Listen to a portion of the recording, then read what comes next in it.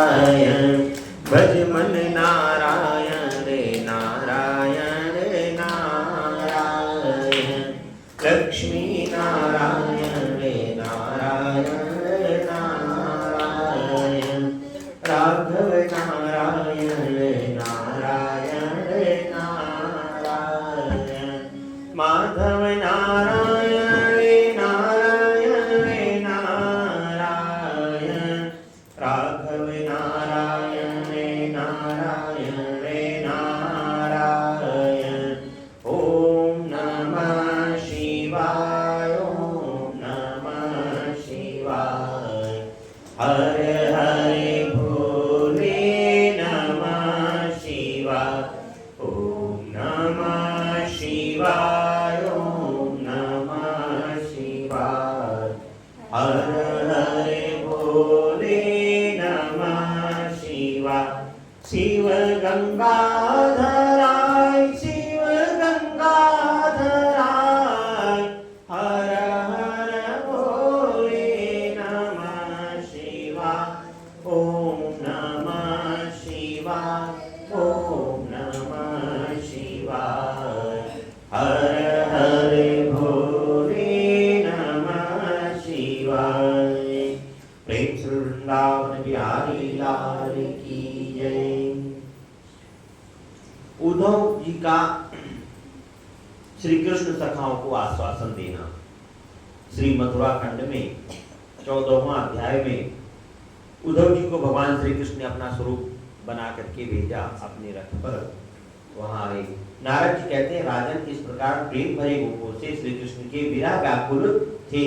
प्रेमी भक्त उद्धव ने विस्मय रहित होकर कहा, उद्धव बोले, ब्रजवासियों में श्री कृष्ण का दास हूँ, उनका प्रेम पात्र तथा एकांत सेवक हूँ। श्री हरि ने बड़ी उतावली के साथ आप लोगों का कुशल मंगल जानने के लिए मुझे यहाँ भेजा है। यहाँ से मथुरापुरी को लौटकर श्री हरि से आप लोगों की विरह वेदना निवेदित करके मैं अपने नेत्रों के जल से उनके चरण पखार कर उन्हें प्रसन्न करूंगा। उन्हें साथ लेकर शीघ्र ही आप लोगों के समीप यहाँ आऊंगा। नारद जी कहते हैं, राजा ने इस प्रकार बाल बालों का आश्वासन दे रथ पर बैठे हुए यदुनंदन उद्धव श्री दामा आदि गोपों के साथ घर से भरकर नंदगांव में प्रविष्ट हुए। नंदगांव में प्रविष्ट होने के बाद नंद से मिले। नंद जी बोले, महामती उद्धव, क्या मेरे मित्र वसुदेव मथुरापुरी में अपने पुत्रों के साथ सकुशल हैं? सखे कंस के मर जाने पर यादव शिरोमणि को इस भूतल पर परम सुख सुविधा की प्राप्ति हुई है। क्या कभी बलराम सहित माधव अपनी माता यशोदा को भी याद करते हैं? यहाँ के ग्वाल गोवर्धन पर्वत गौओं के समुदाय और ब्रज वृंदावन यमुना पुलिन अथवा यमुना नदी का भी कभी स्मरण करते हैं? हा दयो, अब मैं किस समय बिंब हल के समान लाल ऊंट वाले अपने पुत्र कमल नयन श्याम सुंदर को बलराम और ग्वाल बालों के साथ बार बार घर के आंगन और चबूतरों पर लौटते हुए देखूंगा। कुंज निकुंज महानदी यमुना गिरिराज गोवर्धन यह वृंदावन था दूसरे वन ग्रह लता वृक्ष और गौओं के समुदाय तथा इनके साथ ही यह सारा संसार मुकुंद के बिना विष तुल्य प्रतीत होता है। कमल दल के समान विशाल नेत्र वाले श्री कृष्ण के बिना मेरा जीवन निरर्थक है। नारद जी कहते हैं, राजन परमेश्वर श्री हरि का बार बार स्मरण करके नंदराज तकिए पर सिर रखकर चुप हो गए। उनका अंग अंग उत्कंठा के कारण रोमांचयुक्त और बेहबर हो रहा था। राजन उस समय श्री कृष्ण सखा उद्धव के देखते देखते श्री नंदराज के नेत्र कमलों से निकली हुई अश्रुधारा बिस्तर तथा तकियों सहित सैया को भिगोकर आंगन में बह चली।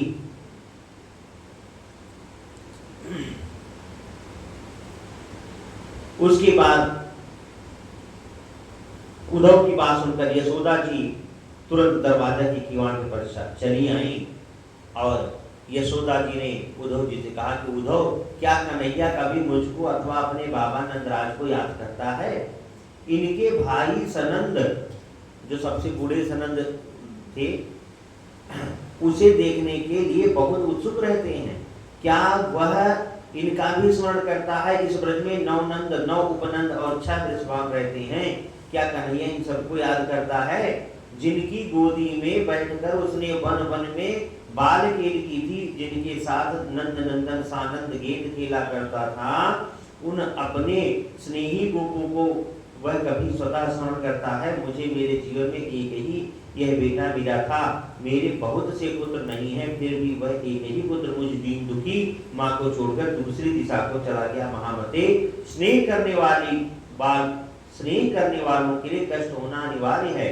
यह कैसी आश्चर्य की बात है मानस, बताओ मैं पुत्र के बिना क्या करूं, कैसे जीवित रहूं। मैया मुझे दही दे या मुझे ताजा माखन दे। इस प्रकार मधुर वाणी में बोलकर वह घर में सदा हट किया करता था। वही कन्हैया आप दोपहर में कैसे भोजन करता होगा। मेरा यह लाला कन्हैया ब्रजवासियों का जीवन है, ब्रज का धन है, इस कुल का दीपक तथा अपनी बाल लीला से सबके मन को मोह लेने वाला। उसके लालन पालन में मेरे इतने वर्षों के दिन एक क्षण की भांति बीत गए। अहो आज नंद नंदन के बिना वह दिन एक कल्प के समान बीत रहा है। नारद जी कहते हैं, राजन यशोदा और नंद में उच्च कोटि के प्रेम का लक्षण प्रकट हुआ। देख उद्धव अत्यंत आश्चर्यचकित हो गए। उनका अपना सारा ज्ञानाभिमान गल गया, नष्ट हो गया। उद्धव जी को बहुत ज्ञान था ना, तो उनका प्रेम का देख करके सब नष्ट हो। अब वो महाप्रभु नंद और यशोदा जी मेरे शरीर में जितने रूप हैं सब के सब यदि जिह्वाएं हो जाए तो उन जिह्वाओं द्वारा भी मैं आप दोनों की महत्ता का वर्णन करने में समर्थ नहीं हूं। तुम नंद नंदन श्री कृष्ण को परिपूर्ण परमात्मा समझो। वे कंस आदि दैत्यों का वध और भक्तों की रक्षा करने के लिए ब्रह्मा जी की प्रार्थना से आपके घर में अवतीर्ण हुए हैं। बलराम सहित श्री हरि ने जन्मदान से ही अद्भुत लीला आरंभ कर दी थी। पूतना के प्राणों का अपहरण, सकट का भंजन, तृणावर्त को मार गिराना, यमराज वृक्ष को तोड़ना और अपने मुख में यशोदा जी को विश्व रूप दर्शन कराना आदि उनकी अलौकिक लीलाएं हैं। वृंदावन में बछड़े चराते हुए उन प्रभावशाली भगवान ने गोपों के देखते देखते बकासुर बत्सासुर का वध, अकासुर को मारा, धेनुकासुर को कुचल डाला, कालियाना को रौंद डाला, दागवा नन पी लिया तथा पश्चात बलदेव जी ने प्रलंबासुर का वध कर डाला। अब लोगों के देखते हुए जैसे गजराज अपनी सूंड में कमल धारण करते हैं, उसी प्रकार से हरे एक ही हाथ से लीला पूर्वक गोवर्धन को उखाड़ लिया। उन जगदीश्वर ने शंखचूड़ से उसकी चूड़ामणि ले ली और अरिष्टासुर का वध करके किसी को भी काल के दाग में भेज दिया। जो माधुर बड़ा भारी देता, किंतु भगवान उसे मुक्के से मारकर नष्ट कर डाला। महामते इसी प्रकार मथुरा में उन्होंने विचित्र पराक्रम प्रकट किया। उद्धव जी ने बताया। उसके बाद नारद जी कहते हैं कि राजन इस प्रकार श्रीहरि की चर्चा करते हुए नंद और उद्धव की वह रात एक क्षण के समान व्यतीत हो गई। उनके हर्ष को बढ़ाने वाली होने के कारण उसका क्षणदा आनंदायी नाम चरित्रार्थ हो गया। जब ब्रह्म मुहूर्त आया तो सारी गोपांगनाओं ने उठकर अपने अपने द्वार देहरी एवं आंगन लेकर वहां प्रज्वलित दीप रख दिए। फिर हाथ पैर धोकर मथनी से रस्सी लगाकर स्नेह दही को सब ओर से मथने लगी। मथनी रस्सी खींचने से चंचल हुए हार और हाथों के कंगन बज रहे थे। उनकी बेड़ियों से फूल झड़ कर गिर रहे थे और चमकते हुए कुंडल के कानों की शोभा बढ़ा रहे थे।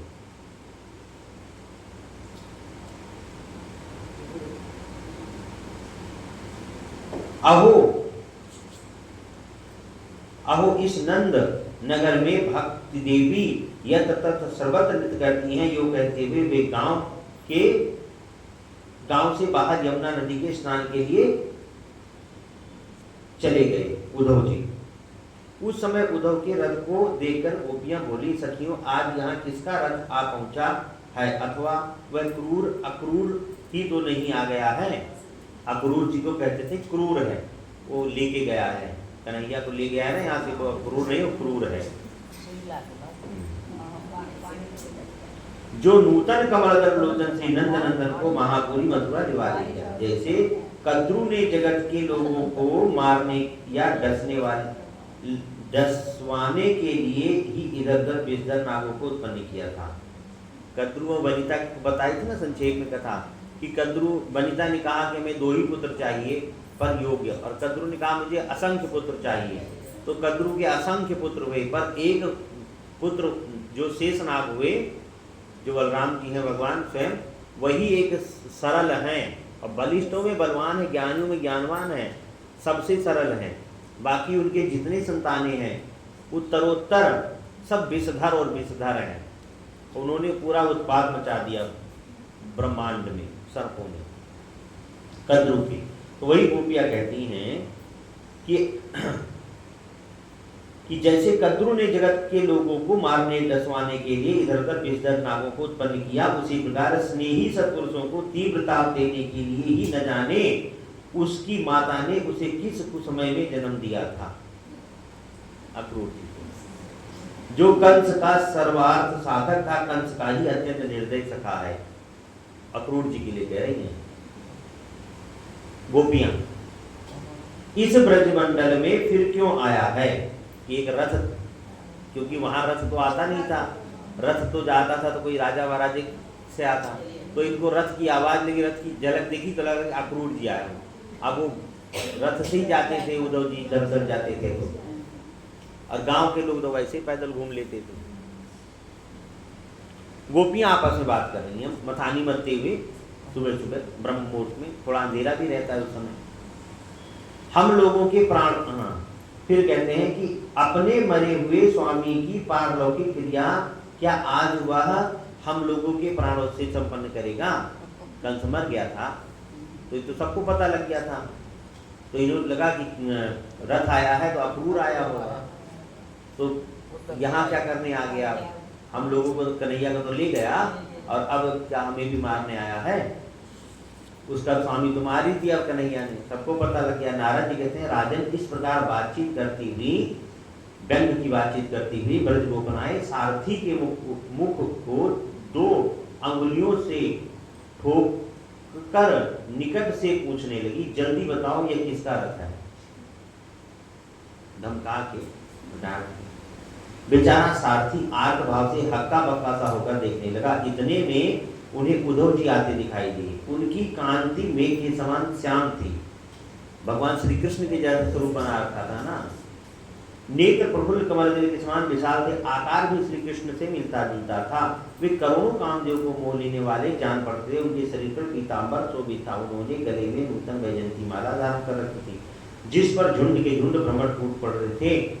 उनके हाथ में 1000 दल कमल शोभित था, उन्होंने हाथ में बांसुरी और बेत की छड़ी ले रखी थी। उनका वेश बड़ा मनोहर था, करोड़ों बाल रवियों की सी कांतियुक्त मुकुट उनके मस्तक पर मंडित थी।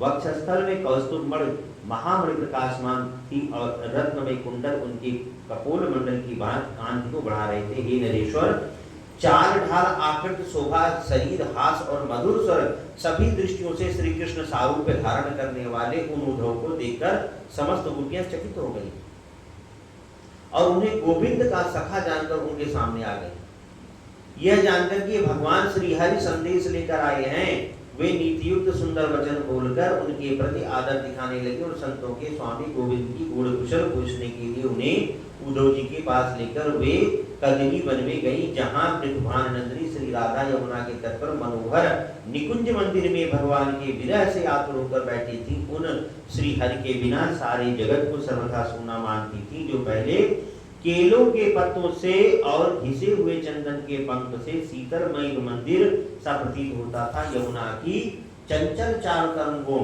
की फुहार पड़ने से वहां जहां ऐसा प्रतीत होता था कि साक्षात सुधा किरण चंद्रमा की सुधा राशि स्वतः गल रही है, ऐसी कदलीबल सारा का सारा श्री राधा की वियोग अग्नि के तेज से अत्यंत झुलस गया था।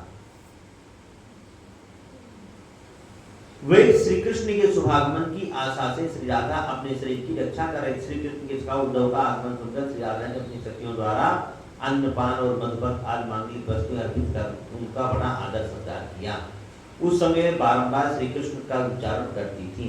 गोविंद वियोग से खिन्न थी। राधा अमावस्या पर चंद्रकला की भांति क्षीण हो गई थी। उस समय उद्धव उन्हें नतांगी और कृशांगी राधा को हाथ जोड़कर प्रणाम किया। उद्धव ने कहा, श्री राधे, श्री कृष्ण सदा परिपूर्णतम प्रभु हैं और आप सदा परिपूर्णतमा भगवती हैं। श्री कृष्ण चंद्र नित्य लीला परायण हैं और आप नित्य लीला का संपादन करने वाले नित्य लीलावती हैं। श्री कृष्ण भूमा हैं और आप इंदिरा हैं। श्री कृष्ण नित्य सनातन ब्रह्म है और आप सदा उनकी शक्ति सरस्वती हैं। श्री कृष्ण शिव हैं और आप कल्याण स्वरूपा शिवा हैं। भगवान श्री कृष्ण विष्णु हैं और आप निश्चय ही उनकी पराशक्ति वैष्णवी हैं। आदि देवता श्री हरि कौमार सर्गी सनक सनंदन सनातन सनत कुमार था। आप ज्ञानमयी सुभा स्मृति है। श्री हरि प्रलय काल के जल की क्रीड़ा करने वाली यज्ञ बारह और आप ही वसुधा हैं। श्री हरि मन से जब देव ऋषि नारद बनते हैं तब साक्षात आप उनके हाथ की वीणा होती हैं। श्री हरि जब धर्मनंदन और नर नारायण होते हैं तब आप ही जगत में शांति स्थापित करने वाली साक्षात शांत स्वरूपणी होती हैं। श्री कृष्ण ही साक्षात महाप्रभु कपिल हैं और आप ही सिद्धि देवी सिद्धि हैं। राधे श्री कृष्ण महामुनीश्वर दत्तात्रेय हैं और आप नित्य नमयी सिद्धि हैं। श्री हरि यज्ञ हैं और आप दक्षिणा वे उरुक्रम वामन हैं तो आप सदा उनकी शक्ति जयंती हैं। श्री हरि जब समस्त राजाओं के अधिराज पृथु होते हैं तब आप उन महाराज की पटरानी अर्च देवी के रूप में प्रकट होती हैं। उद्धव जी ने ऐसे राधा जी को बोला। उद्धव जी के द्वारा श्री राधा का गोपीजनों का आश्वासन। नारद जी कहते हैं कि राजन, श्री राधा ने पत्र लेकर उसे अपने मस्तक पर रखा, फिर नेत्रों और छाती से लगाकर तदंतर उसे पढ़कर श्री कृष्ण के चरणारविंदों का स्मरण करके अत्यंत प्रेमातुर हो नेत्रों से अधराश्रु बहाती हुई उद्धव के सामने ही मूर्छा की पराकाष्ठा को पहुंच गई। तब सखियों ने उनके ऊपर केसर अगरोट चंदन से मिश्रित जल को रस छिड़ककर चमन डुलाना आरंभ किया। इससे पुनः उनकी चेतना लौटी। कमल लोचना श्री राधा को वियोग दुख के सागर में डूबी देख उद्धव गोपियां नेत्र से अविरल सुधारा बांध ली। राजन उस सबके आंसुओं के प्रवाह से तत्काल वृंदावन में कलहार पुष्पों से सुशोभित लीला सरोवर प्रकट हो गया। नरेश्वर जो मनुष्य उस सरोवर का दर्शन करके जल का पान तथा उसमें भली भांति स्नान करके इस कथा को सुनता है वह कर्मों के बंधन से मुक्त हो श्री कृष्ण को प्राप्त कर लेता है। तदंतर उद्धव के मुख से श्री कृष्ण के पुनरागमन का समाचार सुन वे सब गोपांगनाएं महात्मा गोविंद का संपूर्ण सकुशल पूछने लगी। राधा बोली कि उद्धव, वह समय कब आएगा कि जब मैं घन के समान श्याम कांत वाले आनंदप्रद श्री ब्रजाज नंदन का दर्शन करूं। जैसे मयूरी मेघमाला के और चकोरी चंद्रमा के दर्शन के लिए तत्व उत्कंठित रहती है, उसी प्रकार मैं भी उनका दर्शन पाने के लिए उत्सुक हूँ। किस कुसमय में मेरा उनसे वियोग हुआ जिससे इस पृथ्वी पर एक एक क्षण मेरे लिए एक कल्प के समान हो गया है। गोविंद युगल चरणों के बिना यह विरह की रात इतनी बड़ी हो गई कि ब्रह्मा जी की आयु के द्विपराट काल को भी तिरस्कृत कर रही है। उद्धव, क्या कभी श्याम सुंदर इस ब्रज के मार्ग पर भी पदार्पण करेंगे? आप मुझे शीघ्र बताइए वे वहां कौन सा कार्य कर रहे हैं। आज तक बड़े प्रयास से मैंने इन प्राणों को धारण किया है, उनके झूठे वादे से आतुर हुए ये प्राण हठात निकल जा रहे हैं। आज मुझे देखकर क्षण भर के लिए मेरा हृदय शीतल हुआ है। तुम्हारे आने से आज मैं उसी तरह प्रसन्न हुई जैसे पूर्व काल में पवनपुत्र हनुमान के लंका में आने से जानकी नंदिनी सीता प्रसन्न हुई थी। मंत्रियों में श्रेष्ठ उद्धव जो आशा देकर मोह रूपी धन को त्याग कर और अपनी ही कही हुई बात को भुलाकर मथुरा चले गए, उनके लिए खिले हुए इस पत्र के उनके लिए लिखे हुए इस पत्र के वाक्यांशों को मैं सत्य नहीं मानती हूँ। तुम स्वयं उनको यहाँ ले आओ। उद्धव बोले, श्री राधे, मैं मथुरापुरी लौटकर आपकी इस महान विरह जनित दुखों ने सुनाऊंगा और अपने आंसुओं के जल से उनके चरण पखारूंगा। जैसे ही भी होगा श्री हरि को मथुरापुरी से लेकर पुनः यहाँ आऊंगा। यह बात मैं आपके चरणों की शपथ खाकर कहता हूँ। नारद जी कहते, राजन, तदंतर प्रसन्न हुई श्री राधा ने रास रंग स्थल में चंद्रमा द्वारा दी हुई गई 2 सुंदर चंद्रकांत मणियां श्याम सुंदर को देने के लिए उद्धव के हाथ में थी। पूर्व काल में चंद्रमा ने जो 2000 कमल भेंट किए थे उन्हें भी प्रसन्न हुई। वत्सला श्री राधा ने उद्धव को अर्पित किया। श्री हरिकर राधा ने प्राण वल्लभ के लिए छत्र, दिव्य सिंहासन तथा 2 मनोहर चमर जो श्री कृष्ण के संकल्प से प्रकट हुए थे उद्धव के हाथ में दे दिए। साथ ही वरदान भी दिया कि उद्धव, तुम ऐश्वर्य ज्ञान से संपन्न समस्त उपदेशक गुरुओं के भी उपदेशक तथा श्री कृष्ण के साथ रहने वाले हो गए। श्री राधा ने उन्हें निर्गुण भाव से प्रसन्न, प्रेम लक्षण भक्त ज्ञान विज्ञान से वैराग्य भी प्रदान किया। विदेहराज श्री हरि शंखचूड़ यक्ष से जो उसकी चूड़ामणि छीन लाए थे, वह सुंदर चूड़ामणि चंद्रानना गोपी ने उद्धव के हाथ में दे दी। उसमें लाए थे ना माघ के, उसमें रात में उसको मारा था चंद्रचूड़ को। नारद जी कहते हैं उद्धव की शुभार्थक वाणी सुनकर जब श्री राधिका की अत्यंत प्रसन्न हो गई, तब सभा मंडप में स्थित हुए श्री कृष्ण सखा उद्धव के पास बैठकर ब्रज को बधूटियों ने पृथक पृथक उनसे पूछा। सब गोपांगनाओं ने अपना भगवान के विषय में पूछा कि बताइए जिन जिन के लिए श्री हरि पत्र लिखा है उनके लिए कोई अद्भुत संदेश भी कहा है क्या? आप परापरवेताओं में उत्तम साक्षात श्री कृष्ण के सखा, उनकी ही समान आकृति और महान है, उनकी कही हुई बात हमसे अवश्य कहिए। गोपांगनाओं, जैसे तुम लोग देवेश्वर श्री कृष्ण का निरंतर स्मरण करती रहती हो, उसी प्रकार वे भी प्रचंड तुम्हारा ही स्मरण करते रहते हैं। मैं श्री हरि का एकांत सेवक हूँ। एक दिन तुम लोगों को स्मरण करके नंदनंदन श्री हरि ने मुझे बुलाया और तुमसे कहने के लिए अपने मन का संदेश इस प्रकार था। भगवान ने कहा कि विषयों में आसक्त हुआ मन बंधन कारक होता है, वही यदि मुझे परम पुरुष में आसक्त हो जाए तो मोक्ष की प्राप्ति कराने वाला हो जाता है। कि विषय में व्यक्ति फंसता है तो उसकी मुक्ति नहीं होती है, उसको कुछ प्राप्त नहीं होता विषयों में, परंतु वही विषयी व्यक्ति सिर्फ लक्ष्य प्रभु भगवान हो जाए तो उसकी मुक्ति हो जाती है। जैसे यशोदा जी, जैसे दशरथ जी, जैसे देवकी जी, जैसे नंद जी, जैसे गोपियां, ऐसे हो सकता है। हाँ हो सकता है। यशोदा देवकी ऐसे नहीं हो सकता। नहीं हो सकता, क्यों नहीं हो सकता?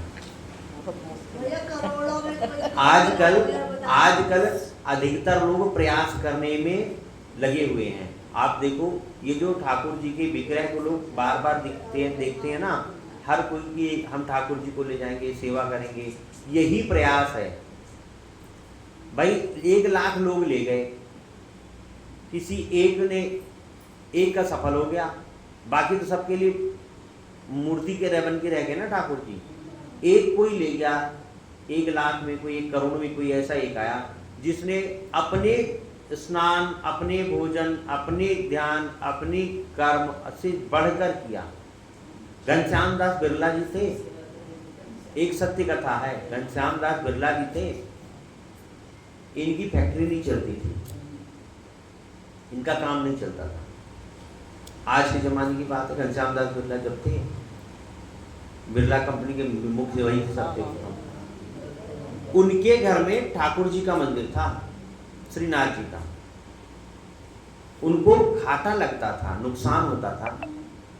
कोई पंडित जी थे या कोई, उन्होंने बताया कि तुम्हारे घर में श्रीनाथ जी बैठे हैं, आज से तुम शाम को जो रिपोर्ट तुम देखते हो ना, जो सारी रिपोर्ट तुम देखते हो ना, ठाकुर जी की सेवा तुम्हारे यहाँ होती है, वो रिपोर्ट आज से तुम मत देखना। जितनी रिपोर्ट आती है, मेन फाइलें, मुख्य फाइलें, सामान बिका गया नहीं गया, नुकसान है फायदा है, ठाकुर जी के आगे रख देना। शाम को जैसे तुम्हें देखते हो ना, सब हिसाब लगाते हो, इतना गया तो आप पूछते हो, आप मत पूछना किसी को, रख देना। उस दिन से रख दिया, उस दिन के बाद हिसाब कभी माइनस में गया ही नहीं। वो सारी कंपनी, सारी फैक्ट्री ठाकुर जी को दे दी, और ये तुम्हारी है, मैं तो तुम्हारा नौकर सेवक हूँ, मैं तो खाऊंगा पीऊंगा रहूंगा, मालिक आपको, चलानी आपको।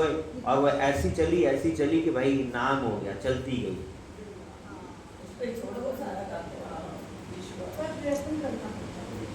प्रयत्न तो करना ही है ना, विश्वास। प्रयत्न तो पहले बहुत किया, प्रयत्न और कर्म में कोई कमी नहीं थी उनके, प्रयत्न और कर्म में कोई कमी नहीं थी।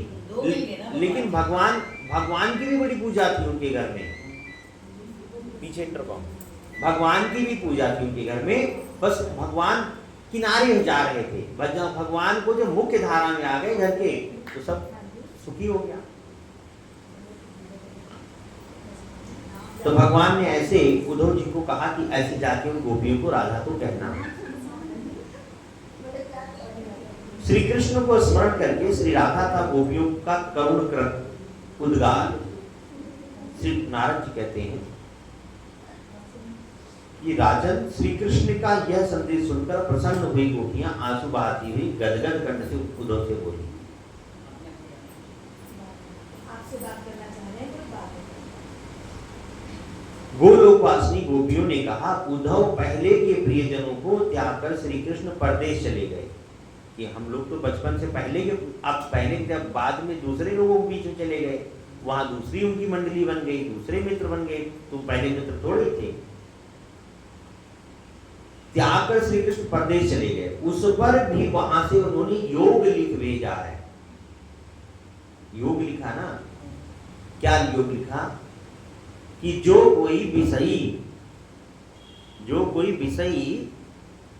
विषय आसक्त हो करके अपने विषयों की पूर्ति करता है, अपनी संतान परिवार में लगता है, उसका मोक्ष नहीं होता, उसको भक्ति प्राप्त नहीं होती। परंतु वही विषय अगर भगवान कहते हैं मेरे प्रति रख ले, यही संदेश तो उनके लिए भिजवाया था सब, तो उसकी मुक्ति हो जाती है। तो गोपियों को कहा, तो गोपियों ने अब जवाब देना शुरू किया उद्धव जी को कि पहले के प्रियजनों को त्याग कर श्री कृष्ण परदेश चले गए।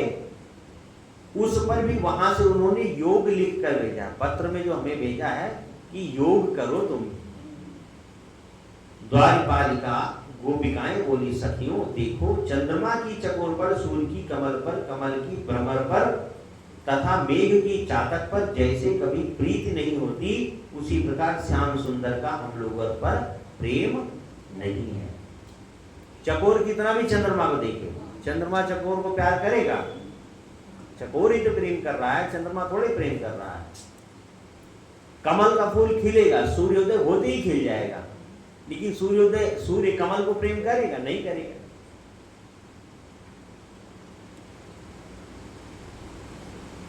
श्रृंगार धारण करने वाली गोपियों ने कहा, ये पहली बार जो गई वो द्वारपालिका गोपियों का, उनकी बहुत सारी गोपिकाएं थी ना।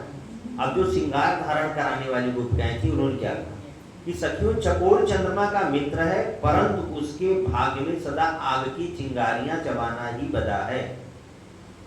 विधाता ने उसके भाग्य में जो कुछ लिख दिया वह कभी कम नहीं होता है।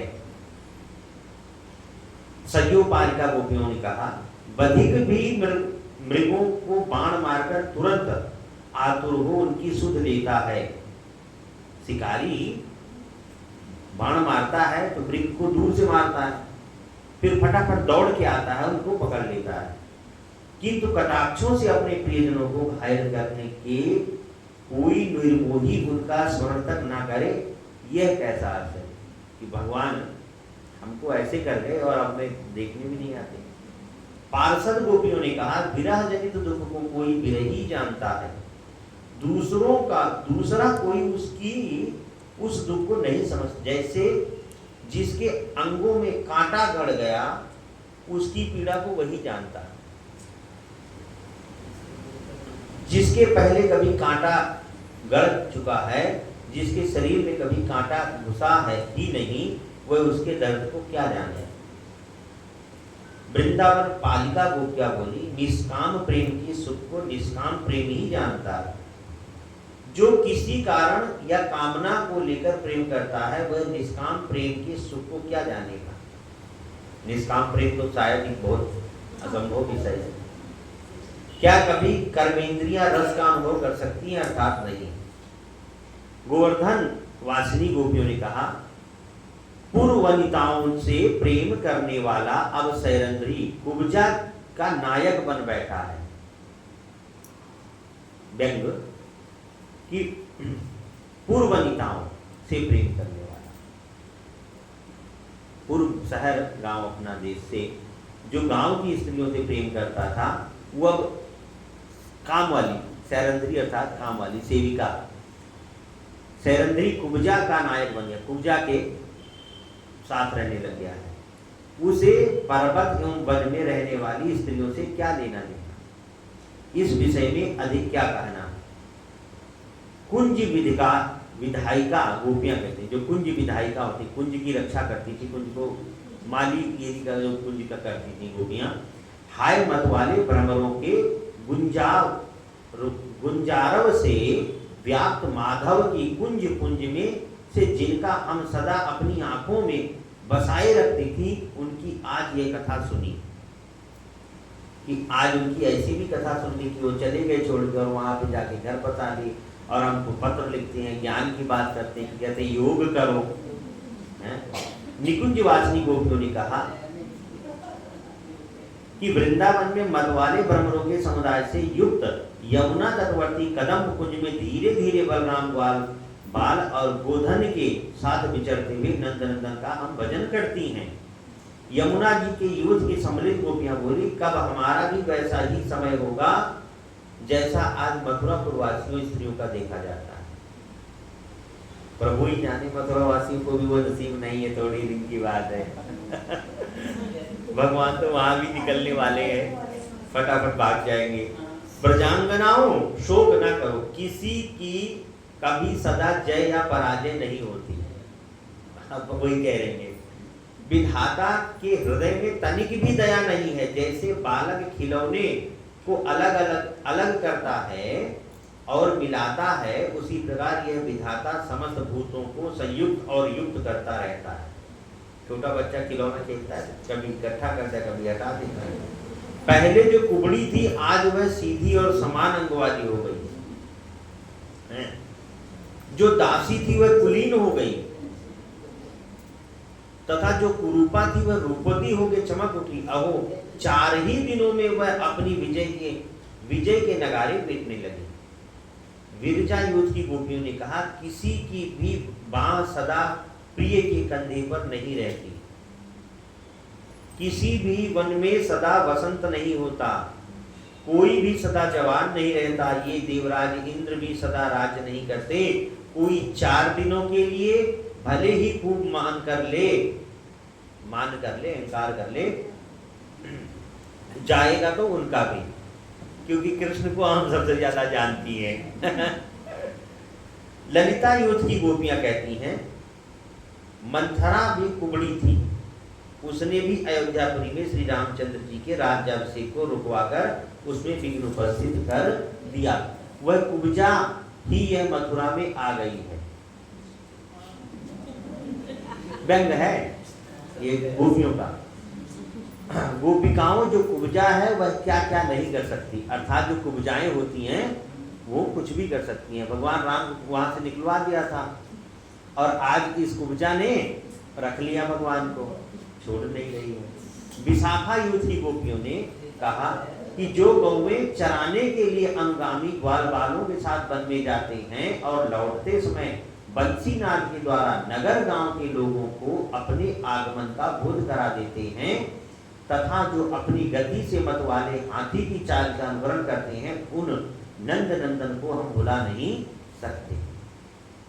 माया युद्ध की गोपियां कहती हैं, सांकरी गलियों में हमारा आंचल पकड़कर हठात हमें अपनी भुजाओं में भरकर हृदय से लगाने वाले, परस्पर खींचातानी से हर्ष और भय का अनुभव करने वाले उन श्री हरि को हम कब अपने पास देखेंगे। अष्ट सखियों ने कहा, उद्धव को संबोधित करके कहा अष्ट सखियों ने, उन सर्वांग सुंदर नंदनंदन को निहार कर हमारे नेत्र संसार की ओर नहीं देखते, नहीं देखना चाहते। वे ही नंद राजकुमार मथुरापुरी में विराज रहे हैं, शीघ्र बताओ अब हमारा क्या होगा। 16 सखियां बोली, वन में प्रेम क्रीड़ा को बढ़ाने वाले बांसुरी की मधुर तान सुनाकर हमारे दोनों कान अब संसारी गीत नहीं सुनना चाहते, अर्थात अब हम योग सीखना नहीं चाहते। वे तो कौवों की कांव कांव के समान कड़वे लगते। 32 सखियों ने कहा, इन सब सखियों की पहले आई थी ना कथा, क्योंकि ये सब 16 सखियां, अष्ट सखियां, 16 अष्ट सखियों में अष्ट सखियों का बड़ा मान है, बड़ा महत्व है। 32 सखियों ने कहा, अपने प्रिय को प्रीति से, शत्रु को नीति से, लोभी को धन से, ब्राह्मण को आदर से, गुरु को बारंबार प्रणाम से तथा रसिक को रस से बस में किया जाता है, किंतु निर्मोही को कोई बस में कैसे कर सकता है। अर्थात कन्हैया को बस में करना बड़ा असंभव है। श्रुति रूपा गोपियां बोली जो जागृत आदि अवस्थाओं में व्याप्त होकर भी उनसे परे हैं तथा इस जगत हेतु होते हुए भी वास्तव में अहेतु है, ये समस्त गुण जिनसे हित प्रेरित होकर अपने अपने विषयों की ओर प्रवाहित होते हैं तथा जैसे आग से निकली हुई चिंगारियां पुनः उसमें प्रविष्ट नहीं होती हैं, उसी प्रकार महतत्व इंद्रिय समुदाय था इंद्रियों के अधिष्ठाता देव समुदाय जिनमें प्रवेश नहीं पाते उन परमात्मा को नमस्कार करते हैं। अर्थात कि अब निकल गए प्रभु तो हमें मिलने वाले नहीं हैं, हमें ऐसा आभास होता है। ऋषि रूपा गोपियों ने कहा बलवानों में भी अत्यंत बलिष्ठ यह काल जिन पर अपना शासन चलाने में समर्थ नहीं है, माया भी जिनको वशीभूत नहीं कर पाती था, वेद भी जिन्हें अपने विधि वाक्यों का विषय नहीं बना पाते, उस अमृत स्वरूप परम प्रशांत शुद्ध परस्पर पूर्ण ब्रह्म की हम शरण लेती हैं। उन्होंने कहा कि हम तो उनकी शरण हैं, हमें तो कुछ नहीं है, क्योंकि ये ऋषि रूपा थी, इन्होंने तो हमेशा ब्रह्म रूप को ही ध्यान किया था। देवांगना रूपा गोपियां बोली जो देवलोक से आई थी, और ऋषि थी और बाकी सब वो लोग की थी जो सेविकाएं थी, सैया सेविका, वस्त्र सेविका, षोडश सज्ञा, 32 सज्ञा, जिन परमेश्वर के अंशांश अंश कला आदेश था पूर्ण आदि अवतार होते हैं और जिनसे ही इस जगत की सृष्टि पालन संहार होते हैं, उन पूर्ण से भी परे परिपूर्ण कृष्ण को हम प्रणाम करते हैं। यज्ञ सीता रूपा गोपियों ने कहा ले लो पंडित जी सामान लो।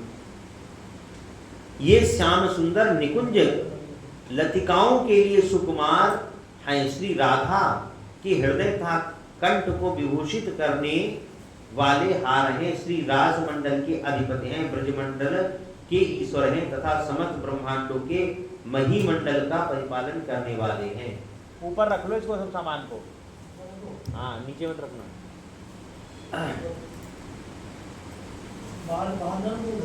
अंदर रखो, ये ऊपर रखो। रास वैकुंठ वासिनी गोपियां बोली जिन्होंने समस्त गोपी यूथ को अलंकृत किया, अपनी चरण रज से वृंदावन तथा गिरिराज गोवर्धन को विभूषित किया तथा जो संपूर्ण लोगों के अभ्युदय के लिए इस भूमंडल पर आविर्भूत हुई, उन नागराज के समान परिपुष्ट भुजा वाले अनंत लीला विलासशाली श्री श्याम सुंदर का हम भजन करते हैं। तुम जाओ। श्वेतदीप की सखियों ने कहा जैसे बालक कुकुर मुद्दे को बिना श्रम के उठा लेता है और जैसे गजराज अपनी सूंड से अनायासी कमल को उठा लेता है, उसी प्रकार जिन्होंने खिलवाड़ में ही पर्वत को एक हाथ में उठाकर अद्भुत शुभ प्राप्ति वे कृपा निधान श्री ब्रजरानंदन हमें कभी विस्मित नहीं होते हैं। ऊर्ध्व वैकुंठवासिनी गोपियों ने कहा वैकुंठवासिनी और वैकुंठवासिनी से भी ऊपर ऊर्ध्व वैकुंठवासिनी।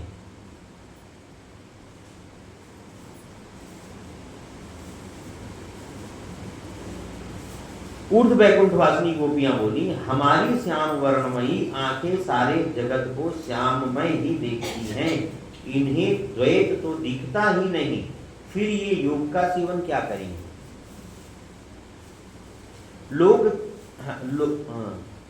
लोकाचलवासिनी गोपियों ने कहा कि स्नेह का पास दृढ़ होता है, वह कभी टूटने वाला नहीं है, हम उसे नहीं काट सकती हैं, श्री हरि के सिवा दूसरा कोई ऐसा नहीं कर सकता, एकमात्र वे ही ऐसे हैं जो नाग पास को काटने वाले गरुड़ की भांति हमें स्नेह पास को काटकर मथुरा चले गए। अजित पदाश्री आकृष्टता गोपियां बोली हमारे दोनों नेत्र श्री कृष्ण में लगे हुए, दसों दिशाओं में दौड़ लगाने पर भी अन्यत्र कहीं उसी प्रकार नहीं टिक पाते, जैसे कमल से जिसकी लगन लगी है वह भ्रमर अन्य फूलों पर कदापि नहीं बैठता।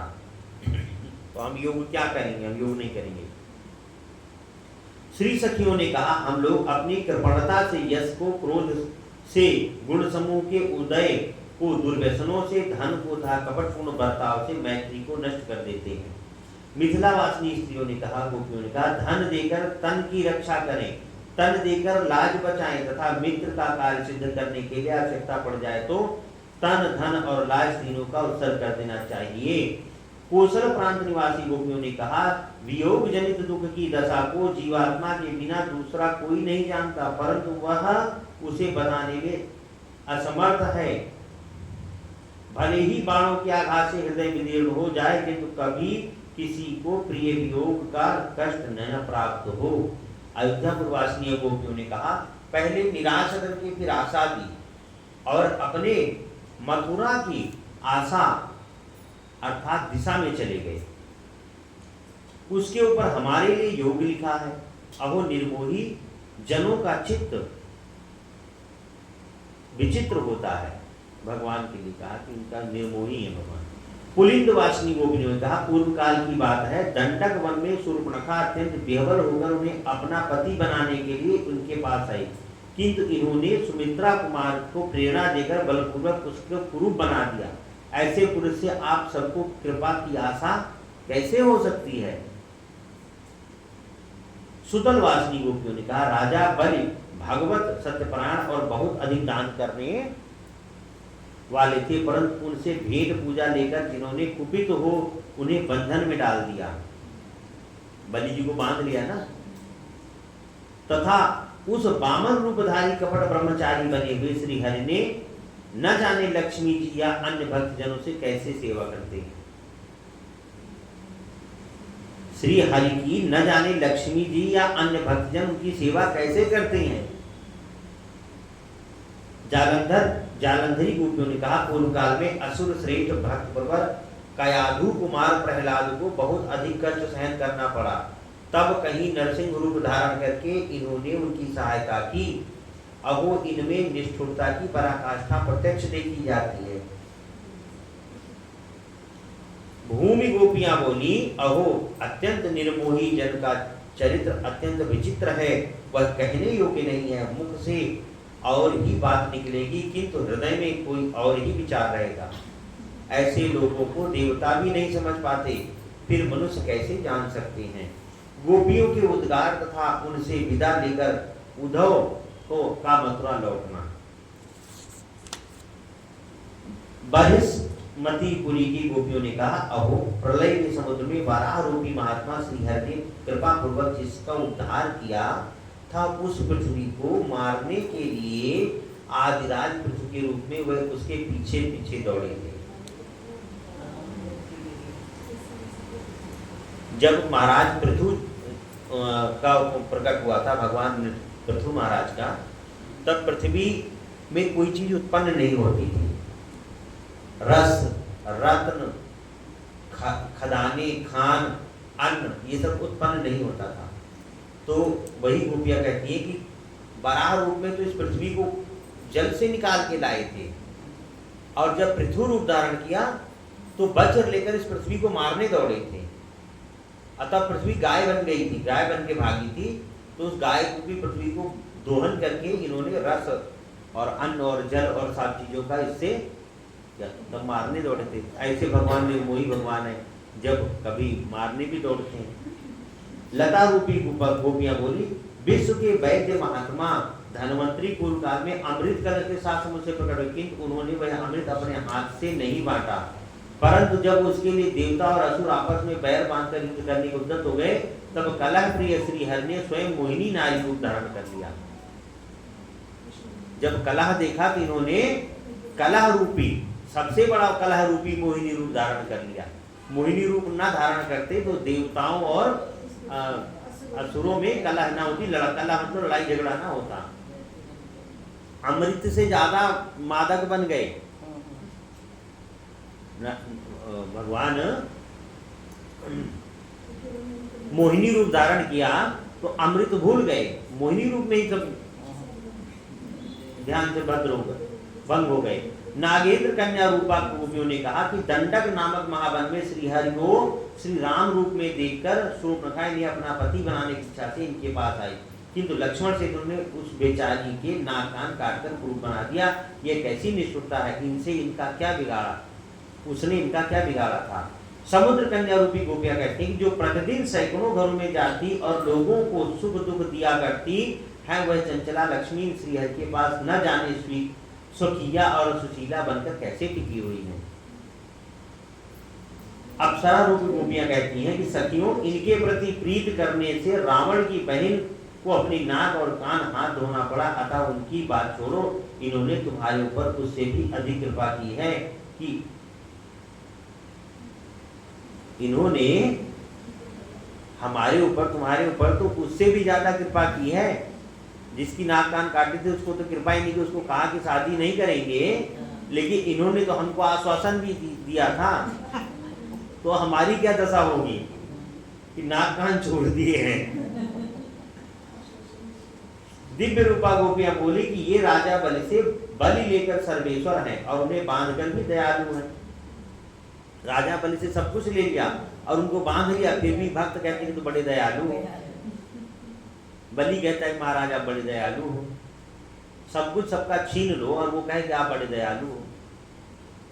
मुक्ति के नाथ होकर भी इन्होंने अपने भक्त बलि को नीचे सुतल लोक में फेंक दिया। इनकी कथा आश्चर्य होता है। अदिव्या गोपियों ने कहा, पूर्व काल में सतरूपा के साथ मनु शांत भाव से तपस्या करते थे। उस समय दैत्यों ने उन्हें बहुत बाधा पहुंचाई। तत्पश्चात उन दयानिधि शरीर ने आकर उनकी रक्षा की। पहले दुख देना और पीछे आंसू पोंछना इनका स्वभाव है। बाद में आके आंसू पोंछ देंगे, करो मत। सत्ववृत्ति रूपियां गोपियां कहती हैं, भक्त ध्रुव और प्रहलाद ने पहले बहुत कष्ट पाया, तदंतर उन्होंने कृपा पूर्वक उनकी रक्षा की। हमारे ये 3 वत्सल प्रभु पहले किसी की रक्षा नहीं करते, कष्ट भुगताने के बाद ही रक्षा करते हैं। अब हम लोगों को रक्षा नहीं करते। रजोगुण वृत्त गोपियां कहती हैं कि रुक्मांगद, हरिश्चंद्र, अम्बरीश इन साधु शिरोमणि नरेशों के सत्य की परीक्षा करके ही श्री हरि ने उन्हें पुनः भगवती समृद्धि ज्ञान प्रदान की। हमारे भी प्रेम की परीक्षा ली जाती हो, ऐसा कोई, ये हमारी भी परीक्षा ही ले रहे हैं।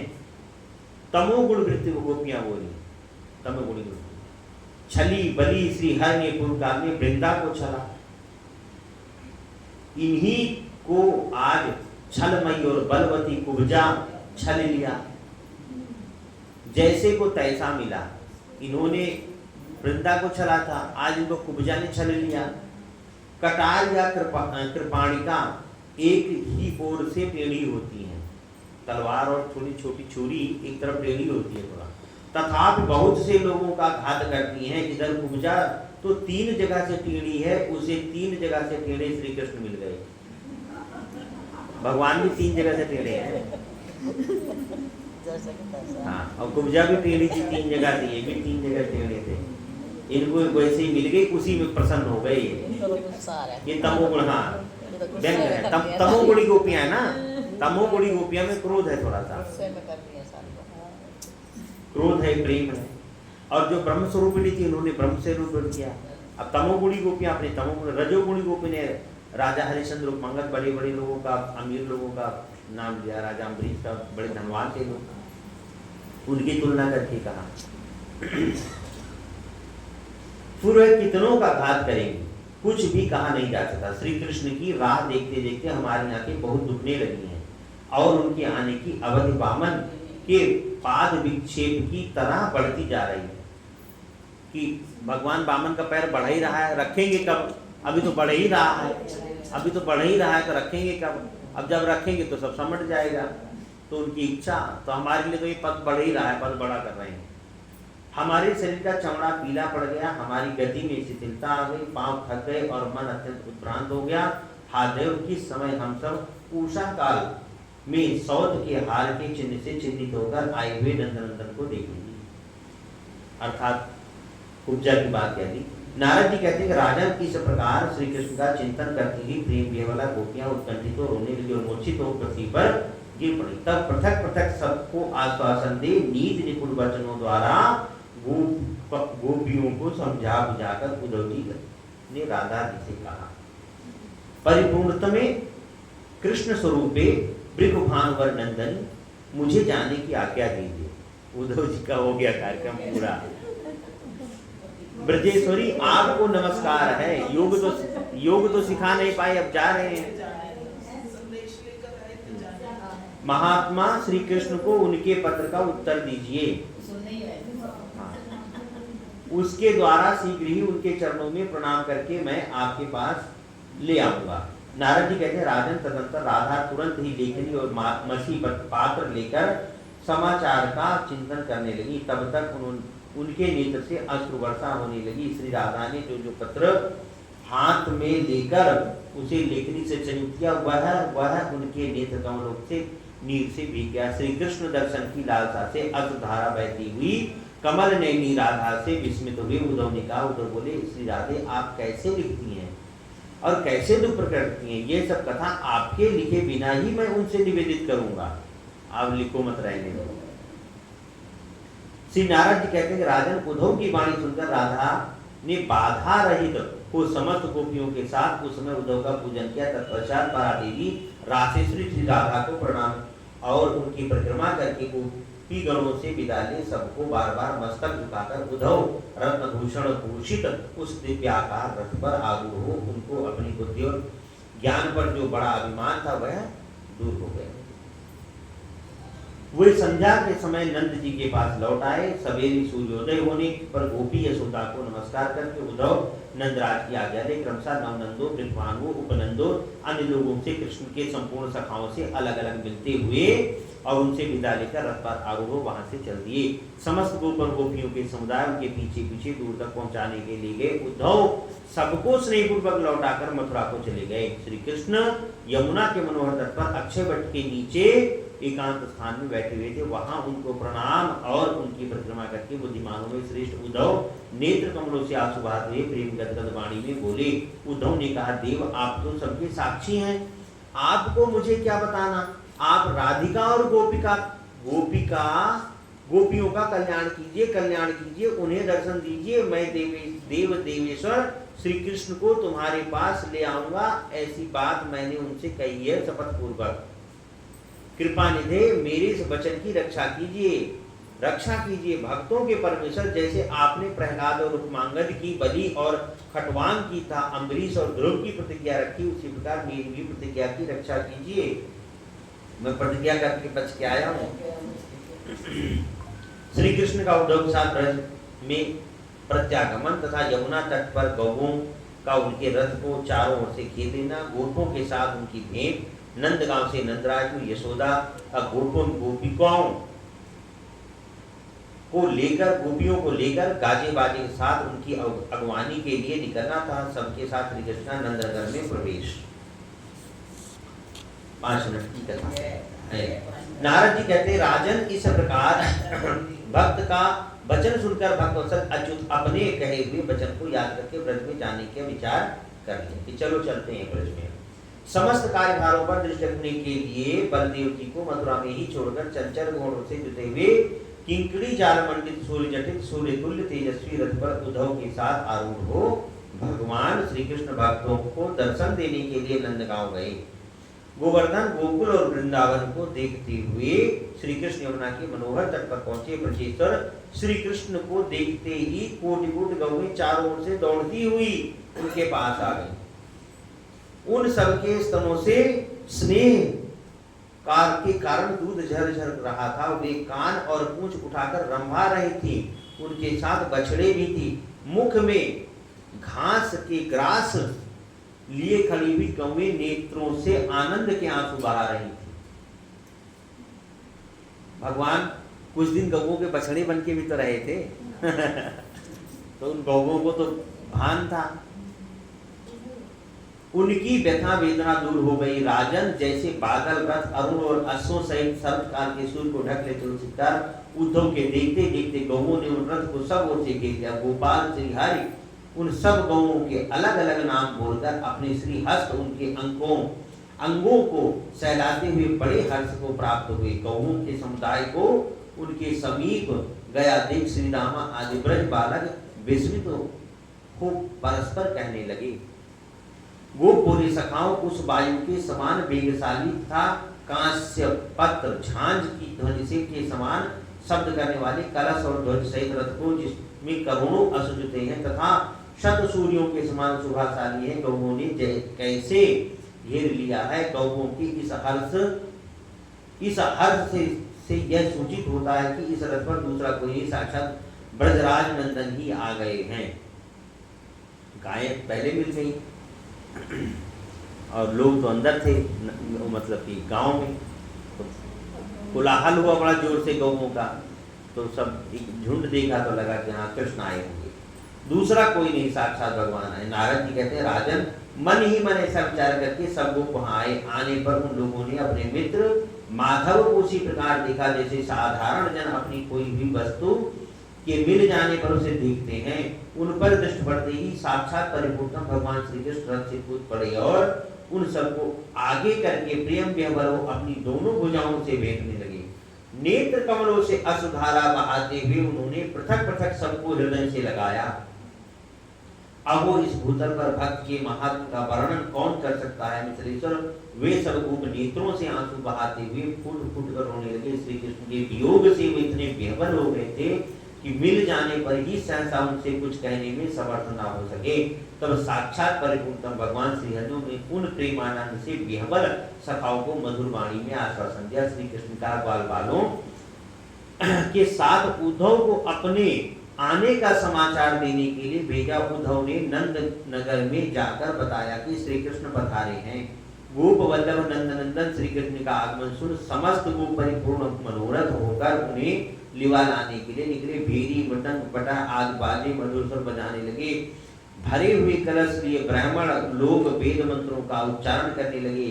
लाजा खील आदि मांगलिक वस्तुओं का मिश्रित गंध और अक्षत साथ लिए यशोदा के साथ श्री नंदराज अगवानी के लिए गए। तत्पश्चात सिंदूर रंजित सूंड में सोने की सांकल धारण किए मधुमत हाथी को आगे रखकर भानुतुल्य तेजस्वी मृगभानुवर अपनी रानी कलावती के साथ वहां आए। नंद उपनंद मृगभान बूढ़े जवान और बालक गोप पूर्ण मनोरथ हो फूलों के हार बांसुरी गुंजा और मोरपंख के लिए नगर से बाहर निकले। नरेश्वर गोप बालक श्री कृष्ण के दर्शन की बड़ी भारी लालसा के लिए हाथ में बंसी बेत विशाल सींग धारण किए बड़े हर्ष के साथ नंदन के गुण गाते हुए पीले वस्त्र हिलाकर नाचते हुए आए। ये जितनी वस्तुओं के नाम लिए ये सारी शुभ मंगल वस्तुएं हैं। किसी की अगवानी करने के लिए इन सब चीजों को दिखा के किया जाता है कि आप आए से मंगल हो, आपका मंगल हो।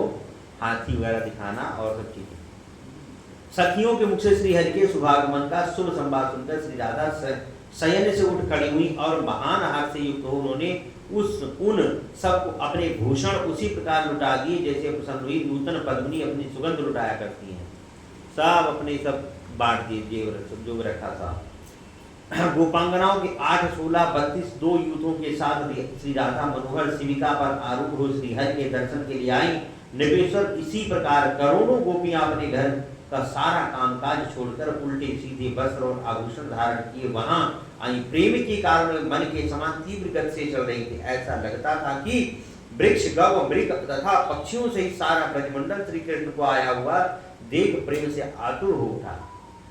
आतुर हो उठा भगवान को देख के वृंदावन फिर से। श्री कृष्ण ने मस्तक पर अंजलि बांधे पिता श्री नंदराज को और मैया यशोदा को प्रणाम किया। बहुत दिनों के बाद आए हुए अपने पुत्र को दोनों भुजाओं में भरकर हृदय से लगाकर श्री नंदराज अपने नेत्र जल से उनको नहला दिया।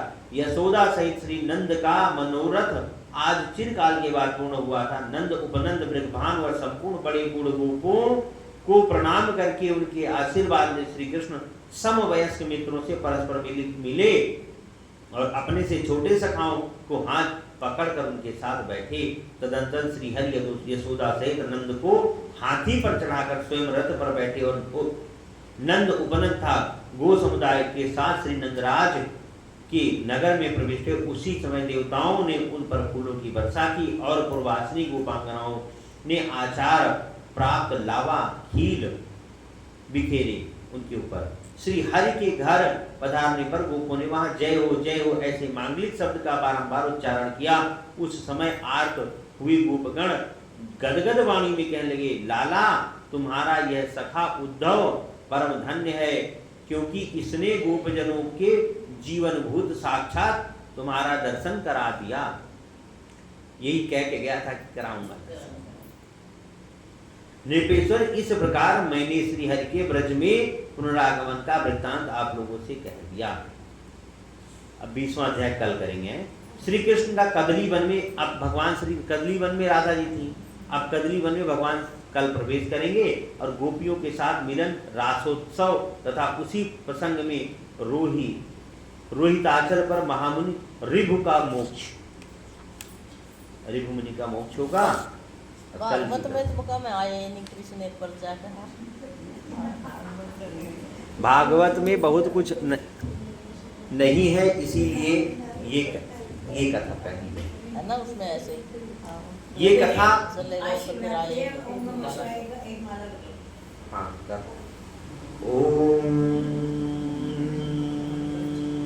श्रीमन नारायण नारायण नारायण, भजमन नारायण नारायण नारायण, लक्ष्मी नारायण नारायण नारायण, राघव नारायण नारायण नारायण। ओम नमः शिवाय, ओम नमः शिवाय, ओम नमः शिवाय, ओम नमः शिवाय। शिव गंगा